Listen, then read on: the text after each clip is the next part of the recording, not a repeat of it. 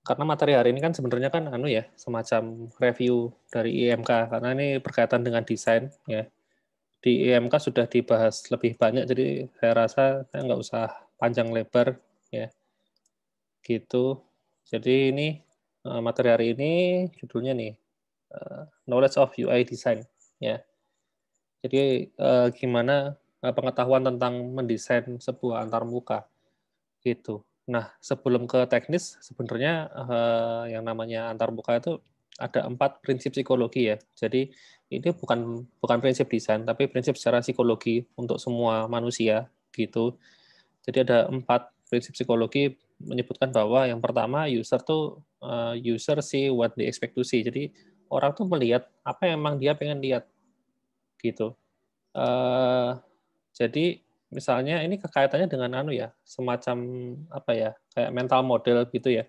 Katakanlah di gambar ini ya, katakanlah di gambar ini gitu, kita semua tahu kan, meskipun di sini cuma ada kotak ya, kotak warna putih sama kotak warna biru gitu, kita tahu bahwa yang ini itu isinya buat ngetik teks ya, yang ini buat dipencet gitu. Meskipun nggak usah dikasih apa namanya tulisan gitu ya. Kalau ada segitiga kecil di sini berarti dia bisa dipencet ya, terus isinya select box kayak gitu. Ya, itu kita sudah tahu tanpa harus ditulis. Misalnya kalau zaman zaman dulu kan pasti ada tulisannya ya, searching di sini ya, di atas atau di sini atau di dalam. Kalau sekarang gini aja kita juga udah tahu gitu.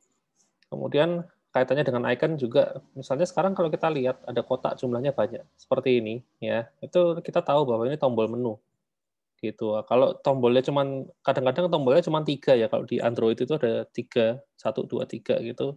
Biasanya di pojok kanan atas ya, itu juga menu. Pokoknya kalau ada kotak-kotak jumlahnya banyak, nah itu artinya dia itu menu gitu.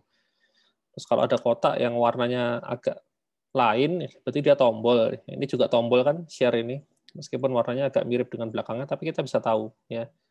Kita bisa tahu bahwa ini tombol bisa dipencet ya. Yang ini juga tombol ya, bisa dipencet juga meskipun nggak ada kotaknya. Nah, kan kita bisa tahu kayak gitu kan. Gitu. Ya karena emang anu ya, apa ya? Itu menurut prinsip psikologi yang pertama ini ya, user see what they expect to see. Ya. Kemudian yang kedua, nah ini bahwa user itu susah untuk fokus ke lebih dari satu activity ya. Nah ini kalau makanya zaman sekarang itu kalau kita lihat nggak ada website yang istilahnya pakai animasi ya, kayak zaman dulu. Nggak tahu kalian udah lahir belum ya? Sekitar tahun 2000 awal gitu ya. Saya buka website tuh pasti ada tulisan yang berjalan gitu ya, terus ada yang kedip-kedip gitu. Nah kalau zaman dulu mungkin ya rata-rata website kayak gitu ya, tapi kalau sekarang kok kayaknya sudah nggak ada ya, tulisan berjalan dari kiri ke kanan, terus apa namanya, ada apa namanya, animasi yang kedap-kedip ya. Terus apa, kayak kalian kalau misalnya kalian buka website yang ada situs iklannya, terus kalau diklik nanti dilempar ke window yang lain ada iklannya kan itu meriah. Nah kayak gitu tuh semacam kayak gitu.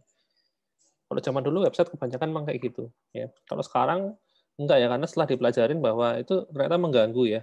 Kalau dilihat dibilang menarik juga enggak ya, malah cenderung mengganggu, makanya sekarang udah dihilangin gitu. Jadi satu halaman itu biasanya fokus ke satu tas aja dan mengurangi adanya distraksi semacam itu tadi ya, animasi terus tulisan yang berjalan dan semacamnya lah gitu. Karena ini ya, user tuh sulit untuk fokus ke lebih dari satu activity. Kemudian nah yang berikutnya adalah ini akan lebih mudah kalau apa namanya, kita tuh melihat layout yang terstruktur ya. Nah, layout yang terstruktur tuh ada 5 jenis struktur ya. Jadi semuanya sama-sama bagus ya. Jadi bukan berarti lima-limanya harus dipenuhi, enggak, ya satu aja nggak apa-apa, ya. Dua nggak apa-apa, tapi kalau lima-limanya sekaligus kayaknya susah ya. Nah, satu aja cukup. Ya, inti semuanya masalah struktur kok, gitu. Yang pertama ini, proximity itu apa kira-kira artinya? Proximity. Ada yang tahu proximity? Agak asing kata-katanya ya. Ada Atau yang ini berdekatan. ya betul, kedekatan ya. Atau ini kaitannya sama jarak.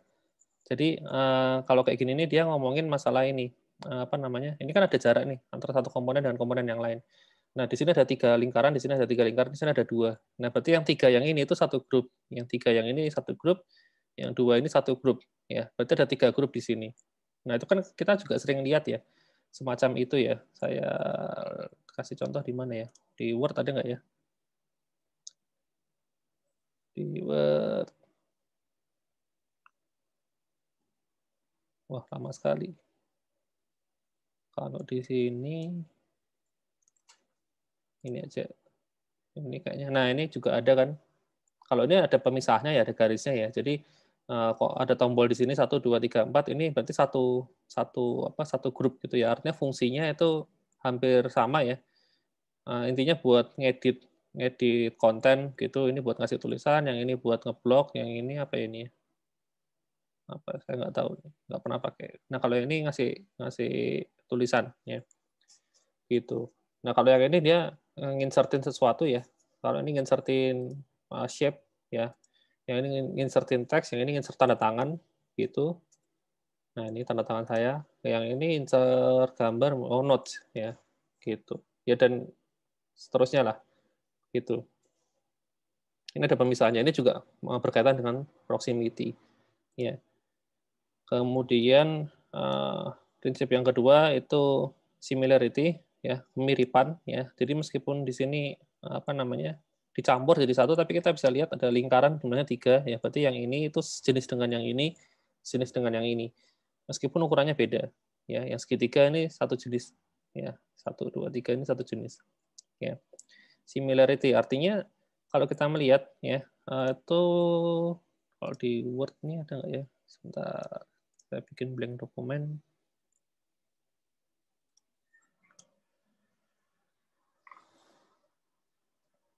Kok lama? Oh, wah lambat nih, laptop jadul. Oke. Nah, misalnya kayak gini ya, yang paling gampang ini 1, 2, 3.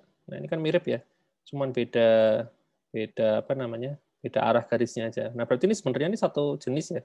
Kalau ini dia menerapkan prinsip ini, 2 prinsip ya. Yang pertama adalah proximity ya, karena mereka satu grup ya, nempel begitu. Yang kedua adalah similarity.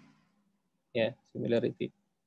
Gitu karena mirip ya, ikonnya di desain mirip. Sebenarnya kan ini kan justified apa ini left, ini center, ini right, yang ini apa ini justified ya namanya. Ya justify. Kalau mau dikasih tulisan kan juga bisa ya, tulisan left, center, right sama apa namanya? Justify gitu kan juga bisa aja gitu loh. Tapi kalau kasih tulisan dia nggak menerapkan prinsip yang ini, ya apa namanya similarity. Jadi akan lebih cepat lihatnya kalau pakai kayak gini aja, ya pakai icon seperti ini, dibikin mirip cuman beda arahnya aja, gitu. Kemudian yang lain insert, mana lagi yang ada mirip-miripnya ya? Layout. Nah, ini misalnya semuanya ini ada gambar kertas ya. 3 ini ada gambar kertas, ya. Sampai sini ada gambar kertas juga sih. Nah, artinya ini sebenarnya semuanya prinsipnya mirip ya. Mirip, jadi untuk mengatur layout-nya begitu intinya. Gitu. Ini ada kertas ada garisnya, ya berarti dia ngatur jarak. Terus ini kertas ada 2 posisi. Ini orientasi. Nah, ini kertas ada panjangnya sama lebarnya, berarti ukuran kayak gitu. Nah, ini kertas ada garis-garisnya, oh berarti ini kolom gitu. Seperti itu. Jadi meskipun ini tulisannya dihilangin pun kalau kita sudah pernah lihat harusnya kita ngerti gitu. Ya itu beberapa contoh ya. Kemudian yang C ini closure ya, kedekatan ya. Ya sebenarnya apa ya? Ini beda sama yang ini sih. Kalau proximity kan jarak ya, mengatur mengatur jarak gitu loh, memisahkan. Kalau yang closure ini lebih ke yang apa namanya, yang dekat-dekat gitu. Kemudian continuity itu apa namanya? Ya kalau yang ini biasanya kita lihatnya lebih ke kayak kayak apa namanya? Berkaitan dengan waktu ya. Waktu atau apa urutan gitu, nomor 1, nomor 2, nomor 3, ada intinya ada prosesnya di situ ya. Jadi kayak dibuat searah gitu ya. Kemudian yang terakhir ini simetris ya. Simetris sebenarnya kalau zaman sekarang sih nggak selalu harus simetris, nggak apa-apa ya. Yang penting menerapkan prinsip-prinsip yang ini tadi. Kayak misalnya ini sih simetris ya.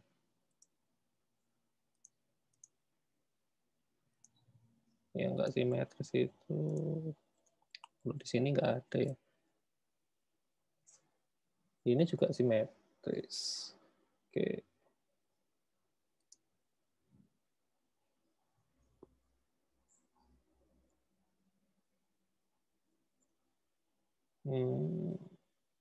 Ya misalnya inilah menu di sini ya.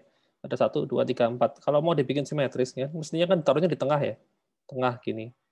Kemudian 2 di kiri, 2 di kanan. Tetapi dia enggak ya. Dia diratain aja ke kiri. Gitu. Ya. Karena apa namanya? Dia sudah menerapkan prinsip yang lain. Gitu. Kayak misalnya dia menerapkan prinsip ini apa namanya? Kalau ini karena cuma ada satu, berarti dia yang closure ya. Itu karena menunya nggak ada menu yang lain, kecuali kalau di sini ada 1, 2, 3, 4, terus ada menu lagi di sini, ada 1, 2. Gitu. Berarti dia pakai yang ini. Proximity, ada jaraknya, berarti dia beda menu gitu loh. Kayak misalnya ini nih, ada logo developer, terus geser ke platform. Ini kan jaraknya kan beda ya. Jarak ke sini itu lebih panjang daripada jarak ke sini, 2 ini. Ya. Jadi ini lebih panjang dibanding yang ini. Berarti kan bagian sini dan bagian sini ini beda kelompok. Gitu. Demikian juga yang ini ke sini. Ya, itu kan jaraknya lebih jauh dibandingkan ini ke sini. Ya. Nah, berarti ini sudah beda grup. Gitu. Sedangkan yang 1, 2, 3 ini satu grup ya jaraknya hampir sama lah. Meskipun ini agak lebar dikit, tapi kalau kita lihat, kita arahin ada tombol kan sebenarnya kan. Nah, ini jaraknya dari tombol ini ke sini kan sebenarnya sama dengan ini ke sini. Ya. Cuma kalau nggak kita hover nggak kelihatan. Tapi kalau diarahin, nah ini baru kelihatan. Ya. Gitu. Itu kemudian yang terakhir prinsip psikologi. Nah, ini yang paling penting ya. Jadi akan lebih mudah kita merecognize ya daripada merecall ya. Recognize artinya mengenali ya, mengenali sesuatu dibandingkan mengingat sesuatu gitu. Nah, sekarang kalau misalnya kita kan anu ya, tahu ya kalau ini tombol buat zoom out, yang ini buat zoom in. Kalau ini saya pencet berarti dia menjauh ya. Kalau ini saya pencet mendekat gitu kan. Nah, ini kan kalau mau saya ganti logo yang lain juga boleh aja kan. Ini saya ganti logo kotak, yang ini saya ganti logo segitiga gitu misalnya. Nah, tapi kalau kayak gitu, itu kan kalau begitu kita buka, ya ada logo kotak di sini kan kita nggak ngerti ya, kotak ini apaan, terus segitiga ini apaan. Nah itu eh, kalau kayak gitu caranya itu kita anu ya pakai yang recall namanya. Jadi kita harus ingat-ingat, oh jadi kalau mau zoom itu harus pakai kotak. Terus kalau mau tadi zoom in, zoom out ya, zoom out pakai kotak, kalau zoom in pakai segitiga. Nah itu kan kita harus mengingat. Nah itu harus dihindari ya, yang semacam itu ya. Jadi lebih mudah kalau kita pakai yang recognize. Jadi meskipun kalian baru lihat logo ini pertama kali di aplikasi ini ya, mungkin di aplikasi lainnya sudah pernah. Tapi ketika kalian buka ini aplikasi namanya Preview ya, buat buka PDF di Mac, itu kalian lihat ada logo seperti ini kan kalian langsung tahu ya, oh ini buat nge-zoom, ya, ini zoom out, ini zoom in kayak gitu. Ya, itu namanya recognize. Seperti itu. Ya intinya sih kalau yang masalah yang nomor 4 nih pakailah itu ya icon-icon atau apa namanya komponen yang sudah ada ya, yang sudah sering dipakai. Jangan bikin jangan bikin apa namanya icon sendiri yang asing gitu ya, yang nggak umum ya, intinya sih gitu. Nah itu jadi itu 4 prinsip psikologi ya. Nah itu nanti implikasinya ke masalah desain ya, ke masalah desain. Kalau yang ini sih nanti kalian bisa lihat sendiri ya. Ini visibility, ini apa namanya? Kita bisa apa namanya tahu oh ini keran gitu ya buat ngeluarin air gitu meskipun bentuknya nggak umum ya, oh nggak ada tombolnya, oh mungkin pakai sensor gitu. Jadi ini visibility itu kita tahu ini apa ya, itu visibility kita tahu fungsinya. Kemudian yang kedua affordance itu kita tahu cara pakainya ya. Jadi kalau di sini affordance-nya tuh oh ini kok nggak ada tombol ya berarti pakai sensor, itu namanya affordance ya. Kalau visibility itu oh kita tahu ini keran, oh kita tahu ini wastafel gitu. Kita tahu ini benda apa sih, intinya gitu. Kemudian affordance tadi kita tahu cara pakai ya. Entah dipencet, entah digeser tuasnya atau diapain gitu. Kemudian kalau yang apa? Feedback. Nah, ini juga penting ya. Jadi kalau misalnya nih paling gampang kita nyalakan apa? Ini contohnya di sini ada suhunya ya, suhunya. Jadi ini keran air yang bisa diatur panas dinginnya gitu. Jadi misalnya kalau kita nyalain kok kerannya dingin gitu loh. Terus kemudian kita coba naikin, kita pencet. Ya, kita misalnya mungkin ada tombol apa ya? Tombolnya gitu mungkin ini buat naikin suhu katakanlah gitu. Ya kita pencet gitu. Kemudian kita coba, loh kok masih dingin. Nah, caranya memastikan bahwa kita tadi mencetnya udah beneran mencet atau belum sih? Nah, itu kan harus ada feedback ya. Contohnya di sini ada layar. Ya. Misalnya suhu sebelumnya 30 ya, gitu. Terus kita pencet beberapa kali sampai angkanya 37. Terus kita coba masih dingin. Nah, kan kita tahu, oh mungkin memang nunggu ya. Dia nggak langsung jadi panas. Ya, memang mungkin nunggu beberapa menit dulu baru bisa panas. Misalnya kayak gitu. Yang jelas feedback itu penting ya, biar kita tahu sebenarnya nih kita sudah berhasil memproses atau belum sih. Ya contohnya paling gampang kalau website kita pencet tombol ya, kalau misalnya nggak ada apapun yang terjadi kan kita merasanya oh ini nggak ada, kita kayaknya masih belum berhasil katanya kayak gitu. Tapi kalau sudah berhasil biasanya ada tombol, ada icon loading gitu ya. Nah itu artinya kita sudah berhasil, cuman memang harus nunggu. Itu namanya feedback. Kemudian nah itu 3 itu principle from experience. Kemudian kalau yang ini nanti bisa dilihat sendiri ya dari videonya ya. Ini sih sebenarnya kayak prinsip-prinsip usability ya yang harus dipenuhi ya. Kalau menurut Bennett itu ada 4 prinsip ya. Kemudian kalau menurut Nick Queensberry ada 5 ya prinsip usability. Ini tergantung siapa yang bikin definisi sih. Tapi sebenarnya intinya sama aja kok. Ya, kan sebenarnya intinya kan yang namanya antarmuka itu harus user friendly gitu. Kemudian kalau yang ini sih ya apa namanya? Ya prinsip-prinsip mendesain tadi ada simplicity ya. Jadi yang namanya desain itu harus simpel ya. Contohnya di sini ada 2 blender ya. Meskipun kalau kita lihat ya, oh ini kayaknya lengkap sekali gitu loh tombol-tombolnya. Jadi ini ada slow, ada fast, terus ada apa ya. Ya ini pokoknya tombolnya banyak. Nah, tapi kalau yang seperti ini ya disodorin ke sebagian besar orang ya yang misalnya kalian ya mau ngomong nge-blender gitu ya, terus disodorin yang kayak gini, pasti kalian bingung ya, tombol mana yang harus dipencet itu kebanyakan menu kalau kayak gini nih ya, gitu malah bingung. Nah, kalau yang ini kan kalian nggak perlu mikir ya, pokoknya taunya ya ini buat nge-blender masukin aja pencet selesai. Gitu. Ya meskipun di sini berarti kalau kayak gini cuma ada satu macam kecepatan, ya. Tapi yang seperti ini itu lebih bisa dipakai dibandingin yang ini. Ya, yang ini pasti orang akan bingung dulu ya, dilihat satu-satu. Ini bedanya apa sih sama yang ini, sama yang ini, sama yang ini, sama yang ini. Terus kalau saya mau bikin jus ya, nah ini misalnya jus kan nggak ada nih tulisannya ya, saya pakai yang mana ya? Mikir dulu gitu loh. Jadi persiapannya buat ngeblender bisa mungkin 5 menit ya, buat mikir tombol doang. Ya. Kalau yang ini kan nggak perlu mikir ya, pencet aja selesai gitu. Tapi ya kalau blender idealnya ya satu tombol ada ya, emang dia cuma punya satu kecepatan ya, tapi sebagian kayaknya ada 2 atau 3 tombol ya setahu saya. Gitu. Jadi ada yang lambat, ada yang cepat ya. Mungkin ada satu lagi yang sedang gitu ya. Ya tombolnya kisaran 1 sampai 3 lah. Itu masih oke. Okay. Kalau yang ini kebanyakan ya, ini melanggar prinsip ini ya. Simplicity, kecuali memang ya makanya itu ekspor ya, chef gitu ya, atau koki gitu, ya dia ngerti bedanya semua ya. Jadi kalau pakai ya dia nggak mikir, tapi kan jarang ya orang yang ngerti gitu loh. Kebanyakan ya pasti nggak paham ya. Gitu. Kemudian itu simplicity, ya ini kalau diterapkan di website ini terlalu banyak konten ya. Jadi website itu kalau bisa kontennya jangan kebanyakan ya. Kalau di IMK mungkin pernah dengar itu ya, prinsip, saya lupa itu, nama prinsipnya apa, intinya 5 plus minus 2. Ya. 5 plus minus 2, artinya menu itu berkisar antara 3 sampai 7. Ya. Gitu. Kalau kayak gini kan terlalu banyak konten ya, ada banyak konten gitu loh. Kalau bisa tuh satu halaman ya jangan kebanyakan. Gitu. Ya bisa dibuat link-link gitu kan. Seperti itu ya dipindah ke halaman yang lain ya, harusnya. Dan di sini juga terlalu banyak warna dan ya pokoknya jelek lah gitu. Ya ini kan lebih simpel yang seperti ini ya. Gitu. Jadi di sini ada satu menu, kemudian di sini juga ada hotel, home flash, dan di sini hotel pun juga cuma ngetikin nama dan seterusnya ya. Nah, kalau mau detail pencariannya kan bisa pilih yang ini, ya. Refine your search gitu. Jadi misalnya mau masukin parameter yang lain, tapi kan nggak langsung dimunculin begitu aja ya, gitu. Jadi emang jangan langsung ngasih terlalu banyak. Ya contohnya kayak halaman Google ya. Google itu kan kalau kalian buka kan halamannya kan kosong ya. Cuman apa paling? Cuman kayak gini doang gitu loh. Kontennya banyak yang kosong gitu ya. Nggak ada apa-apa gitu ya. Kalau mau dikasih kan sebenarnya bisa aja ya.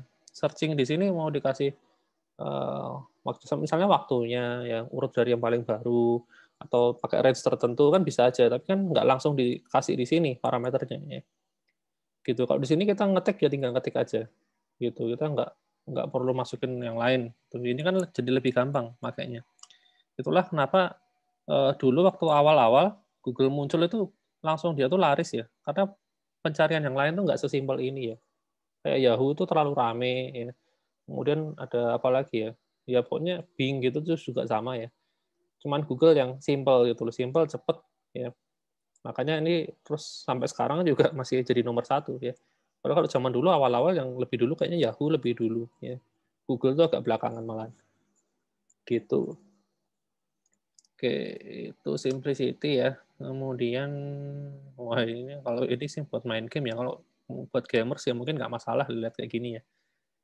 Ya, itu tadi. Sebenarnya simplicity itu balik ke orangnya juga sih. Jadi kalau orangnya memang sudah ini didesain khusus buat orang tertentu ya, misalnya gamer gitu ya. Saya nggak tahu ya, karena saya nggak terlalu suka main game yang kayak gini ini, yang maksudnya yang istilahnya hardcore gitu ya. Main game paling game casual aja ya. Gitu, yang enteng-enteng nggak pakai mikir. Oke. Kemudian nih structure itu sebenarnya ya yang menerapkan prinsip yang tadi ya. Jadi nggak usah saya bahas terlalu banyak ya. Kayak tadi simplicity, konsistensi dan seterusnya. Ya, sebenarnya kaitannya dengan yang ini. Teman yang tadi kan kita ngomongin prinsip psikologi. Kalau yang ini kita baru masuk ke prinsip desain. Ya, gitu. Kayak ini misalnya nih ditata nih, ada layoutnya, ada foto satu gede ya, kemudian ada yang kecil 1, 2, 3, 4. Nah ini kan rapi ya, simetris gitu loh. Itu menerapkan prinsip-prinsip yang tadi ya, gitu. Ini juga sama ya, ini simetris, kirinya kosong, kanannya kosong ya, terlihat rapi gitu ya, seperti itu. Terus structure ini juga structure ya. Ini 2 baris ini itu satu satu kelompok ya, dikotain gitu, yang 3 ini satu kelompok dikotain, kemudian yang ini juga sejajar rapi. Ya inilah structure ya. Yang penting itu masalah ini ya, masalah kerapian yang penting. Jadi kalau kalian lihat kan ini apa namanya, bagian ini width titik 2, titik 2-nya ini semuanya sejajar ya. Sampai bawah pun masih sejajar. Itu lebih enak dilihat ya. Yang jadi untuk apa namanya, kalau kebanyakan orang itu yang masih pemula itu pasti naruhnya ini hurufnya ini yang sejajar di sini. Jadi width itu W-nya sama H-nya ini sejajar. Kemudian ini juga sama W, H sama R-nya nanti yang sejajar. Tapi titik 2-nya ini nggak sejajar. Ya.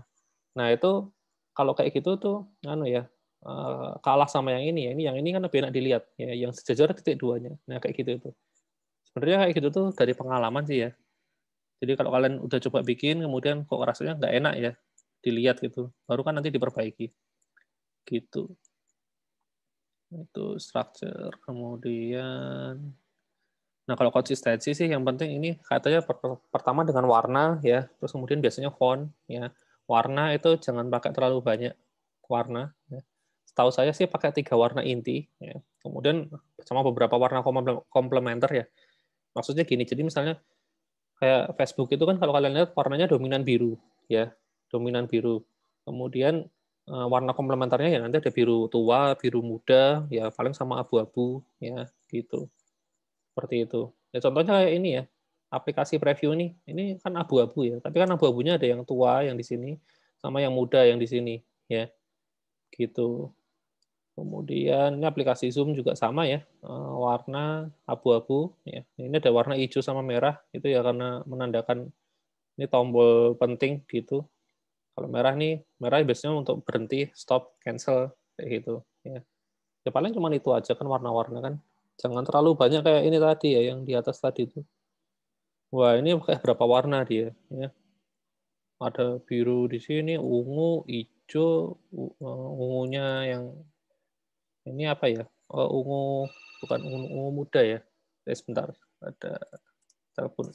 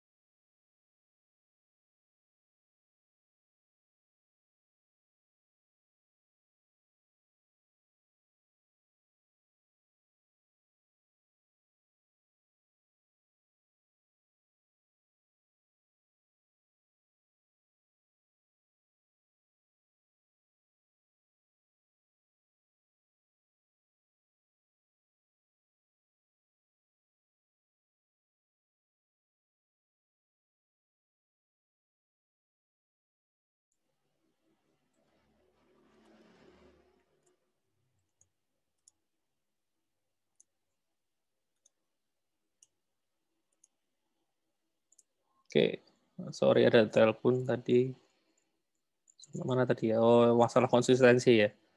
Nah, tadi warna, ya ini terlalu banyak. Yang pertama, yang kedua, tidak konsisten karena tidak rapi ya. Ini kayak asal-asalan gitu. Kalau zaman sekarang, kalau saya nyari contoh, desain yang nggak konsisten malah susah ya. Karena kebanyakan sudah menerapkan prinsip-prinsip ini gitu. Kecuali kalau misalnya orangnya baru belajar. Nah, itu mungkin aja ya ketemu yang nggak konsisten. Tapi jarang lah kalau sampai website udah dipublish gitu, pasti dia sudah menerapkan ini.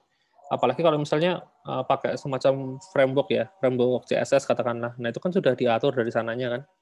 Misalnya kita mau pakai warna biru kan kita tinggal ngetikin aja blue gitu ya.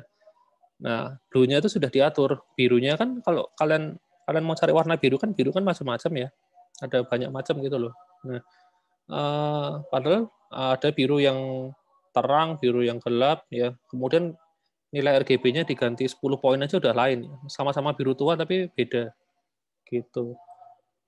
Kalau untuk nyari warna kalian bisa pakai ini ya. Aplikasi color color ya. Karena dulu namanya pakai K ya, cooler ring namanya. Cooler tapi sekarang udah ganti ini color. Apa ini? Ya ini warna kan misalnya ini katakanlah saya pilih warna ini ya.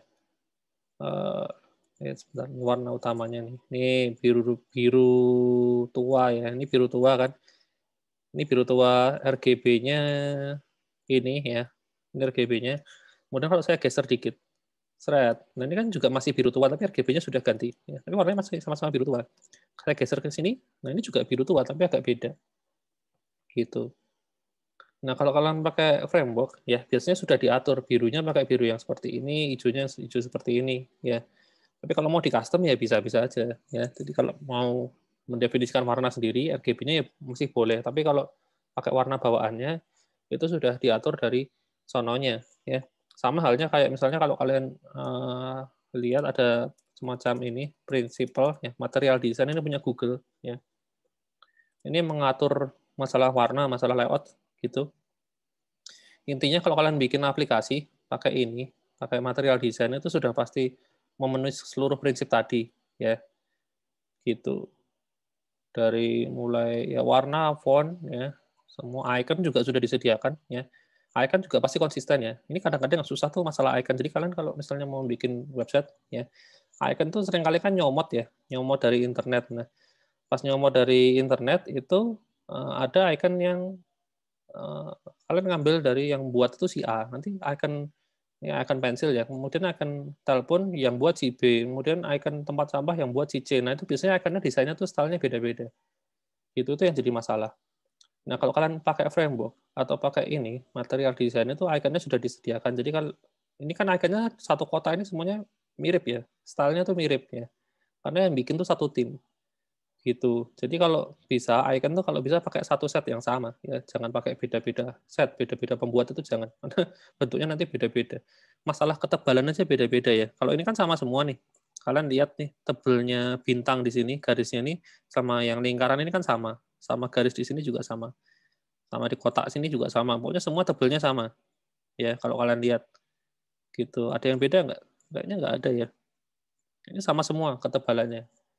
Nah, kalau kalian nyomot icon yang dari beda pembuat itu biasanya ketebalannya pun berbeda. Ya, warnanya juga sama. Ya, warnanya juga berbeda maksudnya. Gitu. Kemudian ini masalah font ya. Kemudian ya macam-macam. Ini material desain ini semacam prinsipal ya. Ini contoh dari yang ini tadi ya. Ini loh yang video yang bagian kedua ini tadi. Mana sih? Nah, ini loh sumber petunjuk desain ya. Sumber petunjuk desain biasanya sudah ada beberapa perusahaan itu yang menerapkan ini commercial style guide. Jadi kalau kalian misalnya mau buat aplikasi untuk perangkat Apple ya, entah itu iPhone atau MacBook ya atau iPad gitu, biasanya dia sudah ada ini, sudah ada guidelines-nya. Jadi kalian nggak boleh asal-asalan. Kalau kalian bikinnya asal-asalan, kemudian kalian submit ke mereka, nanti bisa ditolak gitu. Jadi ada kayak gitu tuh nggak boleh sembarangan ngedesainnya ya gitu. Nah, ini kalian ketikin di Google nih sudah ada ya panduannya membuat aplikasi di iOS, di macOS ya. Misalnya saya pilih iOS. Nah, ini misalnya kalian mau bikin apa nih? Mau bikin icon ya. Kemudian app icon. Nanti kan icon-icon di ini ya iPhone ya. Kemudian nah ini sudah ada aturannya ya. Gitu. Nah, ini panduannya ukurannya sekian sekian sekian. Jadi kalian jangan bikin nanti icon misalnya ukurannya 240 pixel. Itu kan nggak ada di sini. Aturannya harus 180 atau 120. Karena kayak gitu. Ya. Ya ini panduan-panduan semacam ini. Ya. Jadi kalau mau bikin desain itu kalian harus mempelajari kayak gini nih. Ya. Gitu. Oke. Lanjut Ya, lagi tadi sampai mana ya? tadi mau tanya, Oh iya, gimana? kalau misal yang kayak untuk disabilitas itu kan biasanya ada kayak ukuran berbeda lagi gitu kan Pak. Nah, itu juga ngambilnya dari situ ada. Oh, kalau ini enggak sih. Ini desainnya hanya untuk orang umum ya. Bukan ditujukan buat disabilitas atau misalnya lansia gitu ya. Iya. Kalau pakai ini, ya kalau lansia tuh rata-rata lihat kayaknya pasti huruf tuh kecilan ya. Kayak misalnya mana Mm. nih? Ya, kayak tulisan kayak gini nih ya, mail, kontak, kalender gitu ya. Terus icon kayak gini, pasti mereka susah bacanya ya. Jadi memang nggak ditujukan buat kayak disabilitas atau lansia. Jadi kalau untuk lansia nanti ada panduannya sendiri ya. Jadi beda dengan yang ini. Gitu. Tapi biasanya kan di smartphone kan disediakan ya, di bagian setting itu kalau hurufnya disuruh misalnya diperbesar ya. Untuk semua aplikasi kan bisa kan. Gitu. Jadi WhatsApp-nya nanti juga di WhatsApp itu jadi hurufnya gede, di Facebook jadi gede kayak gitu kan bisa sebenarnya. Ya. Paling solusinya pakai itu kalau masalah yang huruf ya. Tapi kalau masalah-masalah yang lain, misalnya kayak buta warna gitu misalnya ya, nah itu agak susah ya. Soalnya kalau di sini kan ikonnya kan sudah dipatok sama mereka ya. Kalau misalnya telepon itu warnanya hijau gini kan, mail ini pasti merah ya. Mereka nggak bisa menyesuaikan juga gitu. Memang desainnya untuk orang umum sih gitu. Oke Pak, terima Uh, kasih. jadi kalau mau tentang disabilitas itu ada panduannya sendiri ya di Google banyak dan apa mahasiswa yang skripsi ya di UKDW juga banyak yang itu ya mengambil topik tentang disabilitas ya sama lansia ya. Kalau lansia itu biasanya Pak Dito itu ya, yang dia risetnya tentang lansia. Terus dulu waktu S3 Pak Dito tuh tentang itu apa disabilitas khususnya buta huruf ya. Bayangin ya, suruh make HP tapi mereka nggak bisa baca gitu loh. Jadi mereka nyari respondennya tuh di pedalaman itu ya, bener-bener dia nggak bisa baca huruf alfabet gitu loh. Tapi disuruh make, jadi mainannya mainan icon-icon gitu ya. Seperti itu tuh risetnya Pak Dito dulu. Ya, gitu. Kemudian tadi sampai mana sih? Tadi sudah sampai ini ya konsistensi. Ini juga konsistensi ya. Ya. Kemudian toleransi. Nah, kalau toleransi masalah itu ya. Kalau misalnya kita gagal melakukan sesuatu, ya itu harus ada panduannya untuk menyelesaikan. Ya, kok ini nggak bisa, kok itu nggak bisa. Nah, biasanya muncul dialog gitu ya, seperti itu. Jadi kalau misalnya gagal masukin username, password kayak gini, atau misalnya salah ya passwordnya aturannya minimal 8 karakter karena cuma masukin 4 karakter kan keluar tulisan ya, password minimal 4 karakter gitu. Dan gini, yang namanya pesan error itu juga harus informatif ya, ngerti gitu loh. Jangan yang kayak ini ya, error, unauthorized. Itu kan kalau orang biasa bingung ya lihatnya ya. Oh, ini apaan sih maksudnya gitu loh. Nah, kalau kayak gini kan pakai kalimat ini lebih enak dilihat kan. Firefox is trouble recovering your Windows gitu kan. Kayak gitu tuh. You can try apa ini solusinya ya. Kalau ini masalahnya kan kayak gitu. Ini juga sama, ini masalahnya sama solusinya jadi satu kalimat, dua kalimat, sorry. Dua kalimat, satu kotak ini. Nah, kalau yang ini ya cuma error gitu. Terus ngapain? Cuma oke doang. Ya udah habis itu suruh ngapain nggak tahu. Dicoba lagi ya gagal lagi gitu. Nggak ada solusinya. Jadi jangan seperti ini. Oke. Contoh-contoh yang lain. Kemudian, nah ini ya, ini yang tadi ditanyakan ya. Universal design, desain produk yang bisa dipakai untuk semua orang ya, tanpa perlu adaptasi atau ya dibuat khusus gitu. Tapi emang ini susah sih. Ini susah ya, karena ya tadi ya misalnya kayak gini nih ya, mendesain yang paling gampang mendesain pintu ya, gagang pintu. Kalau bisa ini dipakai anak kecil bisa, orang gede bisa, orang disabilitas juga bisa, ya orang yang apa ini in the fire, oh ya misalnya lagi kebakaran terus orangnya susah jalan ya karena sesek gitu akhirnya dia merangkak gitu juga tetap bisa. Kalau gagang pintu kebanyakan kan cuma di atas sini ya, di atas gini. Nah itu yang bisa pakai cuma orang normal ya, orang normal. Kalau anak kecil pasti nggak nyampe, yang disabilitas juga mungkin susah ya. Orang yang merangkak ini ya juga susah gitu. Jadi ya ini contohnya gagang pintu ya, panjang gini tapi kan jarang ya. Ya itulah kadang-kadang orang nggak mikirin soal kayak gini nih ya. Kalau di luar negeri itu kayak gini dipikirin ya, dipikirin jadi membuat apa namanya eh, desain yang bisa dipakai semua orang ya. Cuma kalau di Indonesia kayaknya jarang gitu. Kemudian apa lagi ya? Ini CAPTCHA. Nanti CAPTCHA juga sama ya. Ini bisa dipakai semua orang. Jadi kalau misalnya orangnya itu nggak bisa baca, CAPTCHA-nya bisa pakai ini ya, suara gitu ya. Atau memang orangnya nggak bisa lihat juga sama, bisa pakai suara. Cuman masalahnya kalau nggak bisa lihat tuh caranya mencet tombolnya ini gimana, itu saya juga nggak tahu. Kalau orang nggak bisa baca masih mending ya, dia ngerti ada icon ini speaker gitu, misalnya dipencet nanti keluar suara. Tapi kalau orangnya nggak bisa lihat ya nggak bisa pakai. Oke, kemudian sudah selesai ya. Ini class activity ya diabaikan saja ya. Master ini saya nggak suruh kalian ngerjakan ini ya. Tapi diganti kuis. Oke, itu aja materinya. Mungkin ada yang mau ditanyain?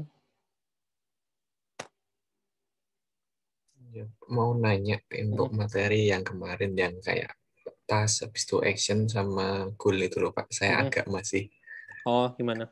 agak bingung. Misalnya kayak kemarin kan di quiz ada ya, misalnya mengisi sama memasukkan Betul. alamat gitu. Nah itu Mm-mm. masuknya itu sebenarnya task apa action Pak? Kalau kayak Oh, oke. Jadi gini, sebenarnya kalau yang susah kan bedain task sama action ya. Kalau goal jelas ya. eh, Goal itu kan tujuan umum gitu loh. Di goal itu nggak ada perintah biasanya ya. Tapi isinya kayak kamu mau dapetin apa sih? Itu goal. Nah, yang susah memang ini task sama action ya. Satu-satunya cara buat bedain adalah kalau yang task itu kan lebih di atasnya ya. Jadi dari task itu kan dipecah ke action, gitu kan. Nah, biasanya hmm, gini, kalau misalnya apa namanya, yang namanya action itu sama sekali nggak ada tujuannya, gitu. Action itu sama sekali nggak ada tujuannya. Jadi misalnya memasukkan nama, gitu kan. Tapi kita mau ngapain masukin nama? Kan kita nggak tahu. Nah, itu berarti action ya. Terus masukin tanggal lahir. Ya kita masukin tanggal lahir buat apa sih? Gitu loh. Itu apa namanya? Itu berarti masuknya ke action. Nah, kalau yang task itu dia masih ada tujuan secara umum ya. Jadi nggak murni perintah, jadi campuran antara perintah sama tujuan secara umum. Jadi misalnya kalau yang namanya task itu gini, memasukkan informasi pengiriman barang, nah, misalnya kayak gitu. Nah, memasukkan informasi pengiriman barang itu kan kalau kita kerjakan kan nggak bisa langsung. Di dalamnya ada komponen-komponen kecil soalnya. Jadi memasukkan informasi pengiriman barang itu kita harus masukin nama penerima, alamat penerima, kemudian jenis pengiriman yang dipilih. Nah, 3 ini itu merupakan action ya. Jadi memasukkan nama, memasukkan alamat, sama memilih jenis itu action. Tapi yang tadi memasukkan informasi pengiriman barang itu masuknya task gitu. Karena kita nggak bisa langsung kerjakan itu. Jadi kamu lihat aja kalimatnya. Jadi kayak misalnya memasukkan biodata. Nah, itu kira-kira task apa action? Jawabannya adalah task. Ya, karena memasukkan biodata kan kita nggak tahu yang dimasukin apa aja. Bener nggak? Padahal Berarti biodatanya kan, lebih luas gitu, Pak, ya di betul, lebih kalimatnya. umum. Oh, Lebih umum itu task. Gitu. Tapi bentuknya berupa perintah. Ya gitu. Kalau yang goal tadi bentuknya bukan perintah ya. Jadi lebih ke kayak hasil gitu ya. ya lebih ke output betul. Yang Ya, jadi misalnya membeli Samsung, kayak HP Samsung kayak gitu. Ya outputnya ya pokoknya kita pengen dapat HP Samsung kan berarti kan. iya. Nah, di dalamnya kan berarti ada tasknya nanti mencari HP. Ya. Nah, mencari sendiri kita kan itu nggak bisa langsung dilakukan. Caranya melakukan pencarian ya dipecah lagi kan. Misalnya mencarinya lewat itu menu ya, menu elektronik, terus masuk ke menu elektronik, kemudian pilih menu HP, nah kemudian pilih brand Samsung, nah itu baru actionnya gitu. Tapi kalau mencari HP itu mencari HP Samsung berarti dia maksudnya masih task ya, karena nggak bisa langsung dikerjakan gitu. Masih umum tadi ya. Intinya dia masih bisa dipecah lagi nggak sih? Gitu. Kalau nggak bisa dipecah itu action, tapi kalau masih bisa dipecah berarti task. Seperti itu. Ini tadi Kak Nathan barusan chat, Oh Pak, ya ini kalau mengecek. Nah, mengecek total belanjaan.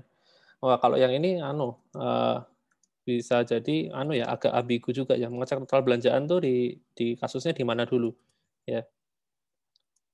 Kalau misalnya di apa namanya? eh, kalau menurut saya sih mengecek total belanjaan ini maksudnya tas ya.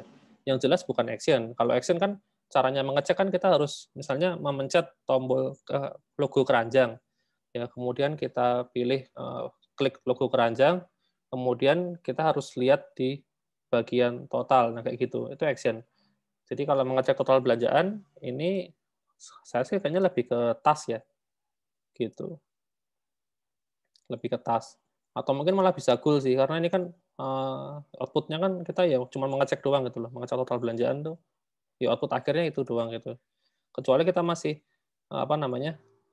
masih ada tas yang lain. Jadi misalnya goal-nya secara umum adalah kita ingin berbelanja HP yang harganya bukan HP ya, kita ingin belanja alat tulis gitu misalnya, belanja alat tulis yang dengan budget maksimal 1 juta misalnya kayak gitu. Nah, di dalamnya ada tas mengecek total belanjaan misalnya kayak gitu. Ya itu bisa juga kan. Jadi tergantung konteksnya.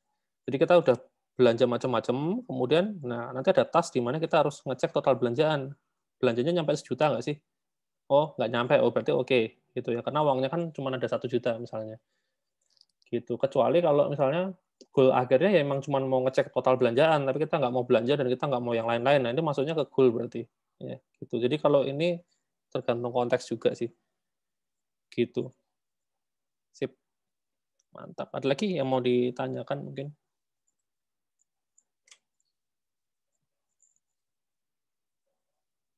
Oke, kayaknya nggak ada ya. Nah, Pak, kalau mau mendesain web itu biar nggak kebanyakan gimana ya, Pak? Kan kadang inginnya banyak informasi dimasuknya satu web, jadi desainnya Ya kayak harus rumit dibikin gitu. banyak halaman sih sebenarnya. Oh, Iya. dikelompokkan Pak maksudnya. Betul, dikelompokkan. Tapi sekarang gini, eranya zaman sekarang itu single page application ya. Ya sebenarnya itu sih, tampilannya tetap sedikit ya, tapi sebenarnya semuanya sudah ada di situ ya. Ini ngomongin konteksnya website ya. Jadi eranya sekarang itu ini SPA namanya ya. Single page application. Jadi sebenarnya website-nya itu cuma 1 halaman ya. cuma satu halaman, tapi dia tuh bisa kayak beradaptasi gitu ya. Nah ini, jadi kontennya itu sebenarnya banyak, ya banyak, tapi dia bisa kayak diringkas-ringkas gitu ya. Nah ini, jadi kalau website itu kan umumnya kan ini ya multi page ya, kita bikin banyak file HTML, banyak banyak file PHP gitu kan, itu multiple page. Ya, tapi zaman sekarang itu eranya sekarang pindah ke sini, single page application. Gitu. Ada contoh gambarnya nggak ya ini?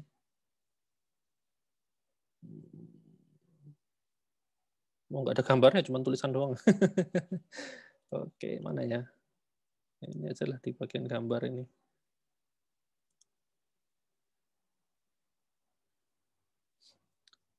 Nah, kalau single page itu kayak gini ya. Jadi ini ada website, sebenarnya halamannya cuma satu ini, tapi yang diganti adalah bagian konten. Ya, kontennya ini berubah-berubah.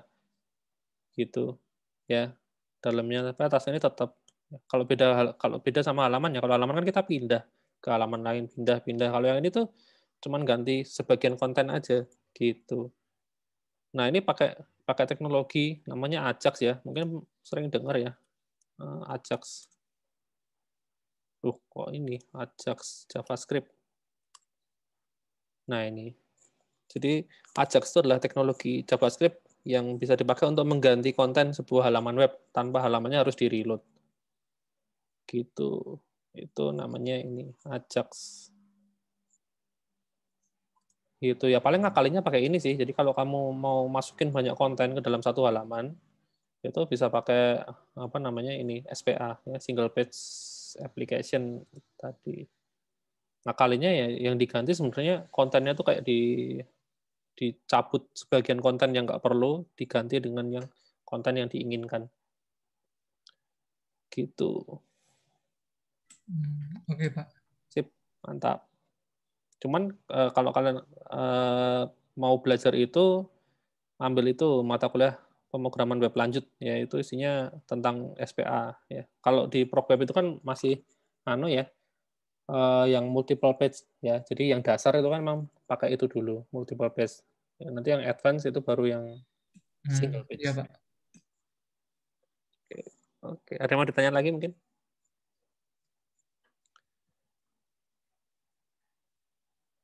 Tidak ada sepertinya. Oke. Sepertinya sudah, Pak. Nah, untuk kuisnya jangan lupa dikerjakan ya. Tapi saya belum set. Nanti malam ya. Jadi di Moodle belum ada nanti malam bisa dikerjakan sampai Minggu ya. Pokoknya semua dari saya tuh deadline-nya Minggu ya. Gitu. Iya, Pak. Itu materinya tuh sebenarnya sama materi sebelumnya atau hari ini aja tuh, Pak? Apanya? Materi kuisnya. Oh, biasanya saya kasih 1 atau 2 pertanyaan dari materi sebelumnya sih. Gitu, biar buat semacam review gitu. Oh iya, Pak. Jadi biasanya komponennya 80% atau 90% yang sekarang, 10% yang besok. Ya, biar nggak lupa sih. Gitu. Jadi biar terngiang-ngiang terus. Oh iya. Ya, Oke, sip. Pak, mau tanya. Untuk PDF-nya ada di mana ya? Oh, PDF-nya saya belum share ya. Oh iya ya. Ya nanti apa saya. recordnya, Pak? Belum, Pak. Di kelas sama itu belum ada, Pak. Oh iya.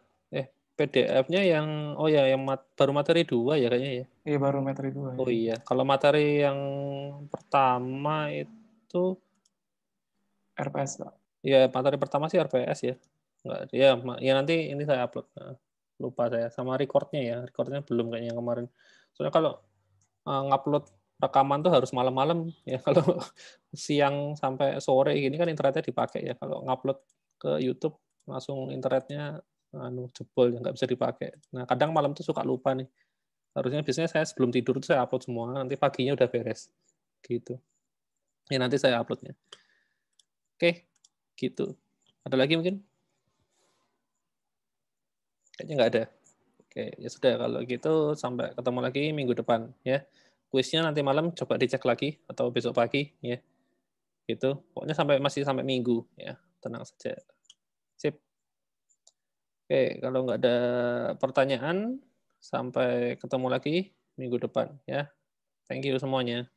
Terima kasih, Pak.